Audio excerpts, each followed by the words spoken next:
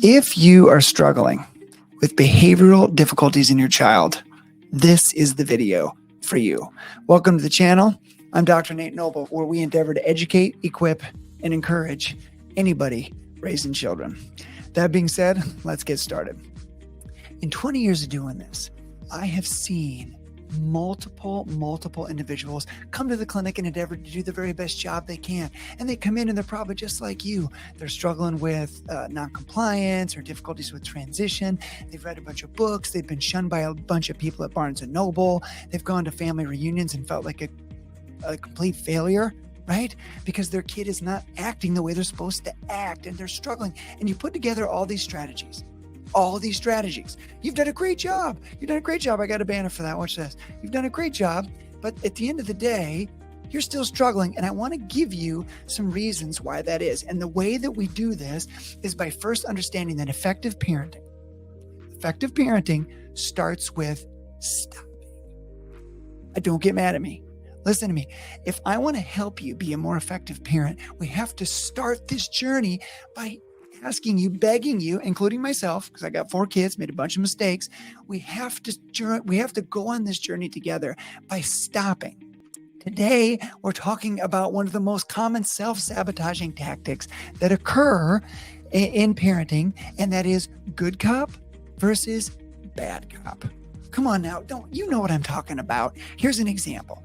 You come home from work, okay? And one of you who's in this kind of realm of parenting together, right, sees the child, and the child, little Johnny Pumpleskins, has taken a permanent marker. You know the kind, the Sharpie kind, the kind that the friend or the family member that you have that doesn't have children gave your child as an Easter present or as a Thanksgiving thing or for the birthday, right? Just a multitude of Sharpie markers, right? If you want to know if somebody has kids or not, you know if they do or if they don't on whether or not they gift Sharpie markers to children. It's like gifting them a samurai sword. I mean, it's different, but it's similar. And you come home and little Johnny Pumpleskins has taken those markers, and little Johnny Pumpleskins has colored all over your brand new suede couch. Beautiful couch, but it's that kind of gritty material. It's beautiful, but you can get marker and then it'll seep in. It doesn't wipe off, right? It's deep, it's gritty, it's beautiful. It's a lovely piece. And you come home and little Johnny Pumpleskins has done a number on your brand new and beautiful couch. And then you say, Johnny Pumpleskins, are you kidding me right now? What kind of game you think we're playing here, brother? What kind of life you think we're living? Okay? We don't do this. We don't live like this. And Johnny Pumpleskins goes, and then you, right, that vein on your forehead starts coming out. You know the one. It starts coming out, and you're like, Johnny, listen, there has to be a punishment for this. You can't just express yourself on our new suede furniture with Sharpie markers that Uncle Joe gave you, because now we have a ruined couch and there must be a punishment, okay? So you put in place the punishment. You're going to go to your room and you're going to lose your privileges for a week, and you're going to figure out how we're going to make this right. And you're going to start by going to your room and thinking about this for a bit. And you take little Johnny Pumpleskins to the room and you put Johnny Pumpleskins away and you shut the door. Because you're a good parent, you're mad, you're frustrated, right? You get that furrowed brow and you get the aviator sunglasses and you're like, that's what it is, Johnny. You bad cop has showed up, right? In this scenario, if that's you, and that's a lot of parents, I mean, honestly, but if this is you in this scenario, we're gonna call bad cop. Okay, maybe you should have thought it through. Maybe you should have came up with a more creative response, but you just know that some kind of punishment is needed. And then you're there and Johnny's in the room and you're on your phone with your mother-in-law. Johnny did this. Can you believe this? Uncle Joe gave him permanent markers. Blah, blah, blah, blah. And then all of a sudden your backup comes. Woo!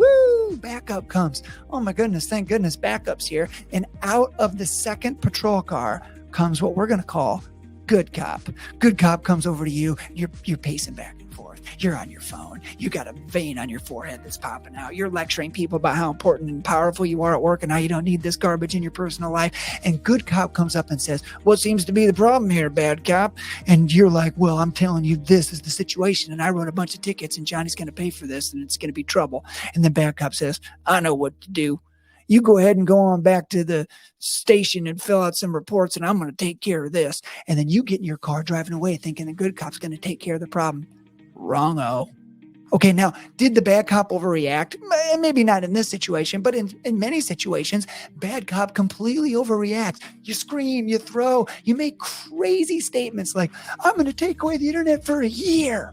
Well, when you live in Iowa and it's 20 below zero on a Saturday, good luck with taking away the internet. Okay. What are you going to, I don't know what you're going to do. You're going to make icicles. I don't know. It's death here. Okay. So, but you use grandiose statements. We're going to take away this. We're not going to Disney World, and we're going to cancel sunsets, and that's it. Right. Bad cop makes grandiose statements, kind of overcorrects, right? Kind of overcorrects, takes the car wheel and just yanks it to one side. And when you overcorrect and you drive on a gravel road in Iowa, what happens? The car flips. It rolls multiple times, right? It's terrible, right? You don't want to overcorrect, but bad cop overcorrects. Good cop shows up, takes bad cop's spot, tag out. Bad cop goes back to fill out some paperwork. Good cop walks into the room, and immediately when the door closed, good cop takes out of their pocket gum. And then the tone of good cop completely changes. Good cop can be mom or dad, doesn't matter. But good cop comes into the room and goes, oh, little Johnny Bumskis, I know you had a tough day in daycare. And bad cop doesn't understand the constraints and struggles you're under. Gravity is hard for you. It's difficult, Johnny. Bad cop doesn't understand. And so good cop just starts taking those tickets that bad cop issued and starts tearing them up into little bits. We don't need this one. We don't need this one. What we do need is a hug and some suckers and stickers and candy. And we need to rock and be in love and just speak of all lovely things and get a puppy, because you need a puppy to distract you from this terrible thing that you've done. Okay.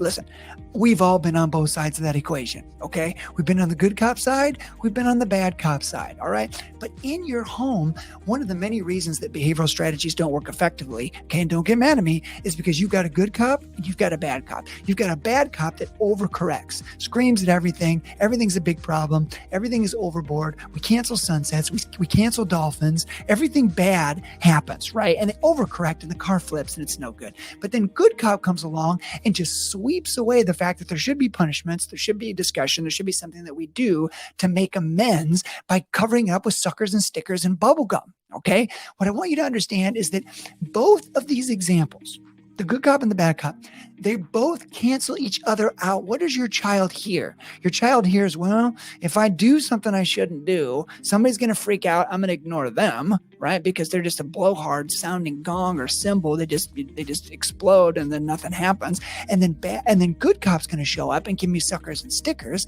And sometimes it just depends on which day is which as to who shows up. But at the bottom line is they cancel each other out, and no real specific behavioral intervention or development occurs.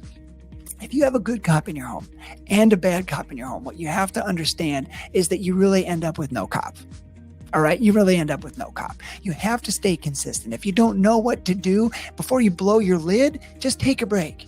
Have Johnny go away and take a break. Wait for the other police officer to come into the home. Make a plan together about what's fair and just and reasonable, and then put it in place and make it predictable. But listen, if you have a home where you have a good cop and a bad cop, essentially you have a lawless reality. You have the Wild West in your home and your children rule the roost. So when you come to the developmental clinic, mine or somebody like mine's, please don't come in and tell us this, because at the end of the day, the problem, as much as we don't want to admit it, the problem with parenting often begins with parents, myself included. Listen, nobody's asking you to be a perfect parent.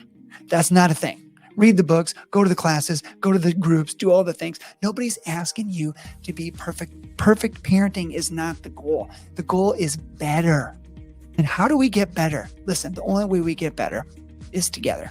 Tune in, watch more videos. Let's do this together. Thanks for watching.